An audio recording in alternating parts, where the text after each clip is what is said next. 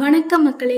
சம்மருக்கு குளுகுளுன்னு ஒரு ஜில்ஜின்னு ஒரு சூப்பரான ஒரு ஜூஸ் பற்றி பார்க்கலாமா? நம்ம கடைகளில் கேட்கும்போது ரா ஜூஸ்ன்னு கேட்டு தான் வாங்கணும். அப்படி இல்லைன்னா இதில் மில்கை கலந்து அதோட சுகரை கொட்டி மொத்தமாக ஒரு வெரைட்டியில் கொண்டாந்து கொடுப்பாங்க. அது ஷேக்ஸ்னு சொல்ல முடியாது, ஜூஸ்ன்னு சொல்ல முடியாது, அப்படி ஒரு டேஸ்ட்டில் கொடுப்பாங்க. எனக்கு என்னமோ இதோட பால்லாம் கலந்து ரொம்பவே பிடிக்கவே பிடிக்காது. இதை ஒன்று அப்படியே ராவாக அப்படியே அடித்து குடிச்சிருவேன். அப்படி இல்லைன்னா என்னோடய மெத்தடில் நான் எப்படி இது ப்ரிப்பேர் பண்ணுங்கிறத சொல்கிறேன். அப்படியே தோலெல்லாம் நீக்கிட்டு விதையை நீக்கிட்டு உள்ளே இருக்க அந்த ஃப்ரெஷ்ஷை மட்டும் எடுத்து அப்படியே மிக்சியில் போட்டு கூடவே கற்கண்டு அல்லது சுகர் எது வேணாலும் சேர்த்துட்டு அப்படியே மிக்சியில் வச்சு அடிச்சிட்டோன்னா அதோட ஜூஸ் நல்லாவே சூப்பராக வந்திருக்கும்.